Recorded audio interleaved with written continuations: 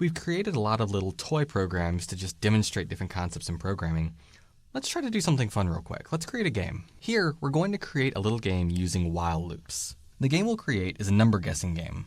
The computer will generate a random number, and the user will keep guessing numbers until they guess the correct number. The computer will respond by telling the user whether or not the current guess is too high or too low. So how's this going to work? We'll start by importing the random module, and then generating a random number using random.randint, and then give it our range. Random is a module in Python that can be used to generate random numbers, and this randint method will generate a number between the first number given and the last number.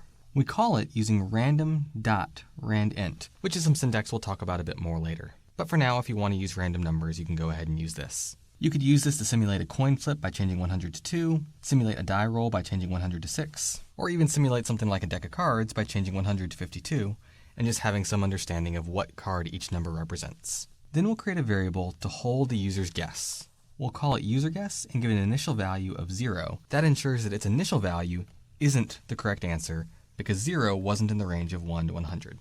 And then we're going to create our while loop. We're going to say while not the user's guess equals the hidden number. In other words, while the user hasn't guessed the correct answer, repeat the code indented. Once the user guesses the correct number, this code will exit and the program will be done. But as long as they haven't yet guessed the correct answer, the body of this while loop will repeat. And at the end of each repeat, it'll check to see whether or not the correct answer has been guessed.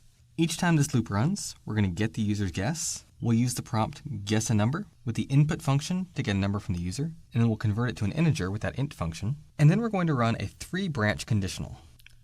First, we're going to check to see if the user's guess is higher than the hidden number. And if so, we're going to print that the guess is too high. Here, the user has guessed 50, but our hidden number, as we'll see later, is 81. 50 is not greater than 81, and so line 12 is skipped. Line 14 checks else if the user's guess is less than the hidden number, and sure enough, 50 is less than 81, and so it will run line 15 and print too low. Because that branch of the conditional already ran, the else at the end of the conditional will not run. So now we're at the bottom of the loop. User guess is currently 50. The hidden number, as we can see, is 81. 50 does not equal 81, and so the loop will repeat because that logical expression is not true, because that logical expression is still true. It's still true that the user's guess does not equal the hidden number. On the next iteration of the loop, the user guessed 75, and 75 is still lower than 81, and so the computer replies, too low. Same exact processing as before. Then, again, it checks, am I done yet? It's still true that the user's guess, 75, does not equal the hidden number, 81, and so we repeat. The next guess is 87, and that time it's too high, so inside this loop, line 12 is going to run instead of line 15, and print too high. Again, it's true that 87 does not equal 81, so we run again. This time the user guesses 81.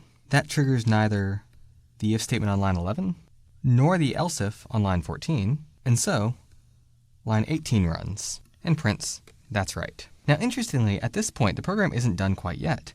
It still returns back up to the while loop and checks to see if it's done yet. However, now user guess is 81, and the hidden number is 81. And it's false that user guess does not equal hidden number. Because the logical expression inside the while loop is now false, it does not repeat again, and it skips to whatever code comes next, which in this case there is none. And so now the execution is done. So this loop will repeat as long as the user has not guessed the correct value of hidden number.